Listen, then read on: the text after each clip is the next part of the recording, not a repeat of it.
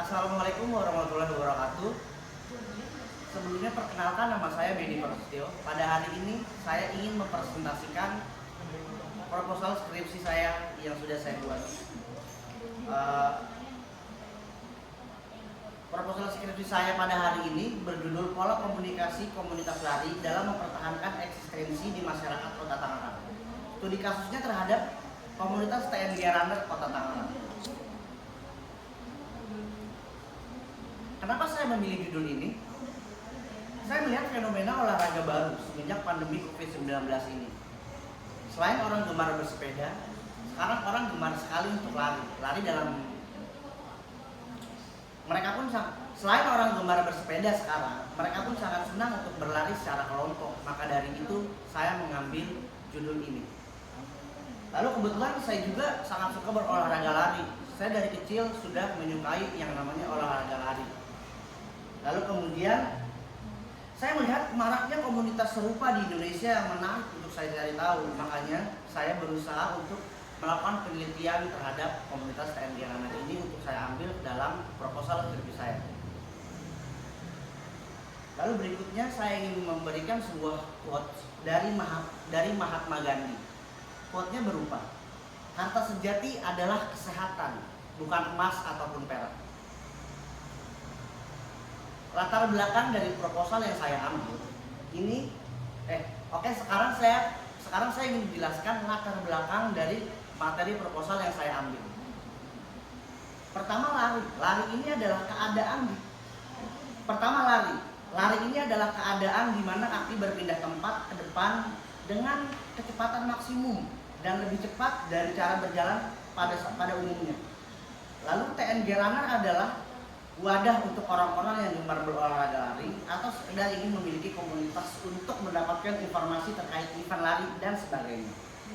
Komunitas lari ini berada di wilayah Kota Tangerang.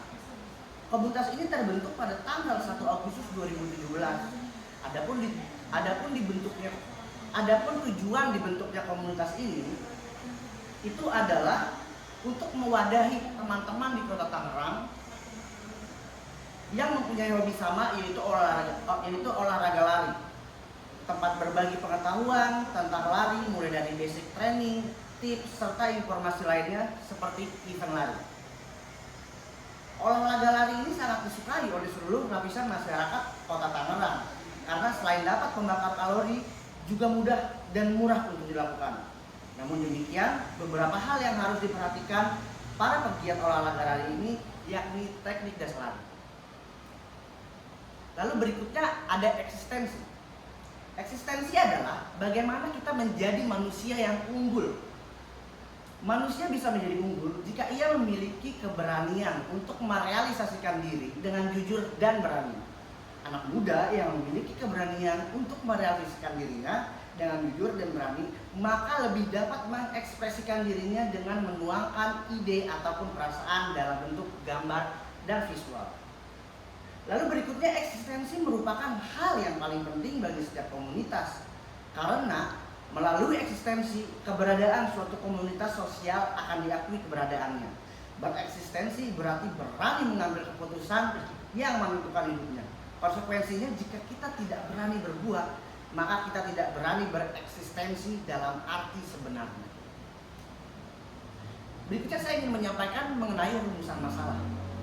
Setelah pemaparan latar belakang masalah yang tadi saya jelaskan, maka dapat dirumuskan masalah utama dari penelitian saya kali ini adalah bagaimana pola komunikasi komunitas TNG Runner dalam mempertahankan eksistensi di masyarakat Kota Tangerang.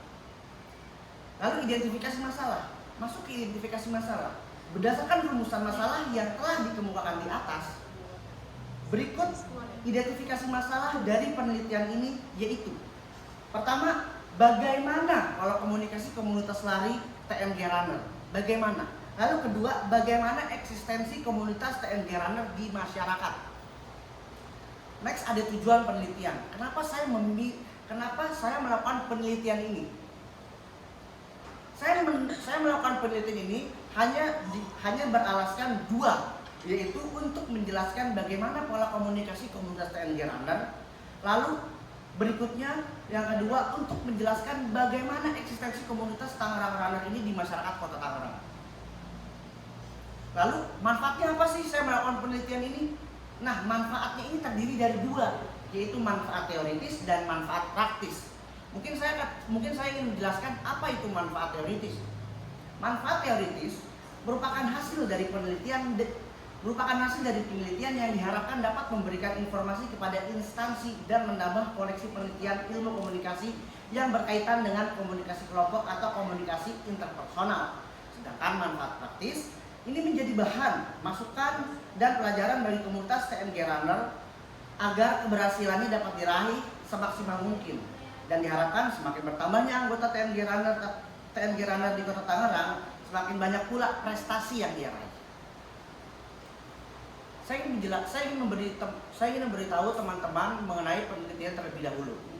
Penelitian terlebih dahulu ada dari penelitian yang dibuat oleh Aulia Hasanah Pratami. Ini dari Vkom Universitas Sumatera 2018.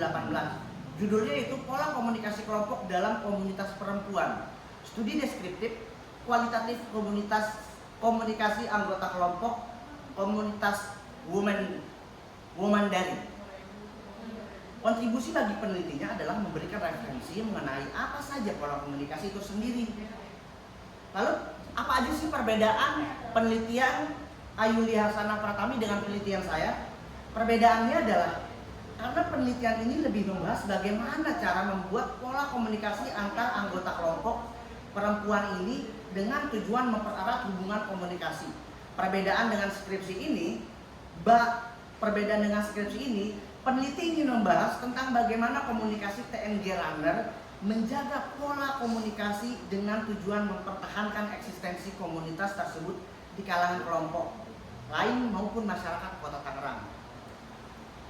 Lalu berikutnya saya ingin menjelaskan mengenai landasan teorinya.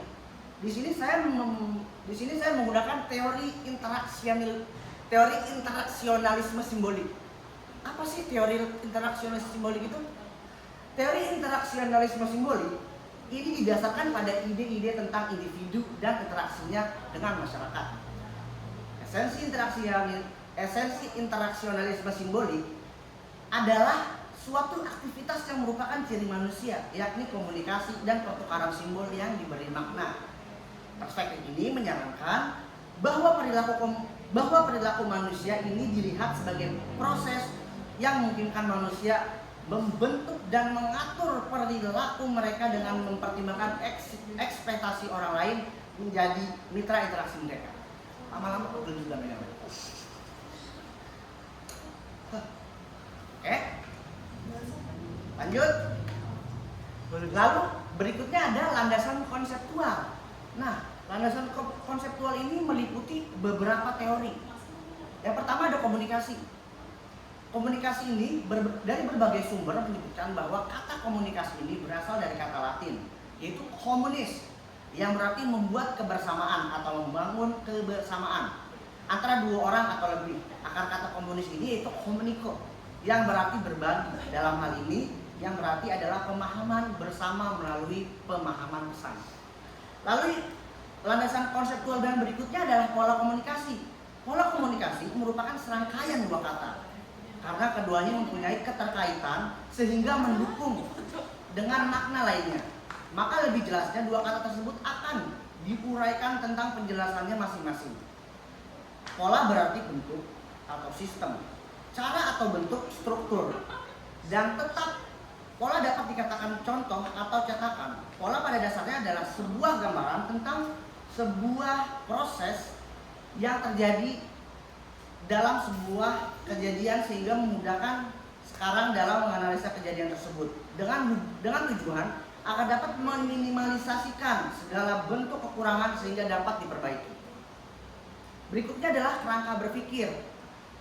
Nah, kerangka berpikir ini menarik. Kenapa? Karena dari pola komunikasi kelompok itu turun ke teori interaksionalisme simbolik, yaitu yang dibuat oleh George Herbert Mead.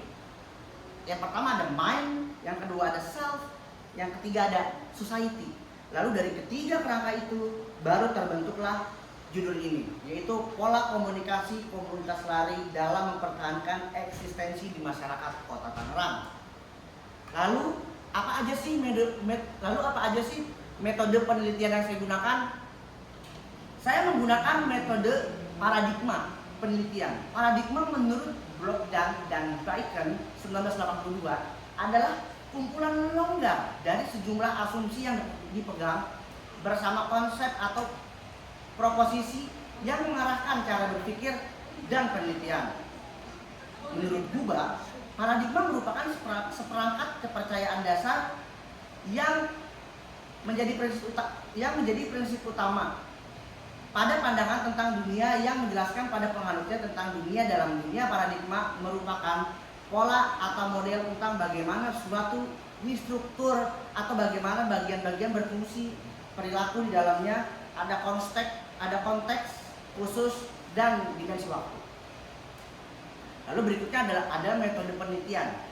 Penelitian ini menggunakan metode penelitian kualitatif, yang dimana penelitian ini ingin menjelaskan secara rinci sebuah realitas yang ada dalam satu objek yang diteliti melalui berbagai teknik dan metode. Seperti bagaimana dikatakan oleh Denzin dan Lichholm dalam Salam 2011 yang mendefinisikan bahwa penelitian kualitatif ini adalah suatu penelitian yang menjadikan multi-thoughts sebagai fokusnya. Bagaimana pendekatan interpretatif dan naturalistik terhadap pokok persoalannya. Ini berarti bahwa penelitian kualitatif mengkaji suatu masalah dalam situasi alaminya yang bertujuan memberi makna atau menginterpretasi suatu fenomena. Lalu berikutnya adalah tradisi penelitian. Peneliti menggunakan tradisi studi kasus. Saya menggunakan tradisi studi kasus. Dalam penelitian ini tidak lepas seperti apa alasan peneliti menggunakan metode kualitatif, sebagaimana yang dijelaskan dalam Mulyana 2010, bahwa studi kasus adalah uraian dan penjelasan komprehensif mengenai berbagai aspek seorang individu, suatu kelompok, suatu organisasi, suatu program, atau situasi sosial. Terima kasih banyak.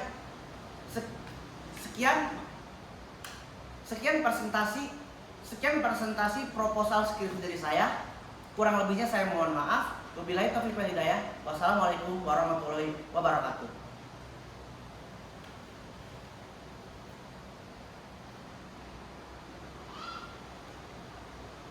Oke. Dan gue lama banget sih, Ben. Oke.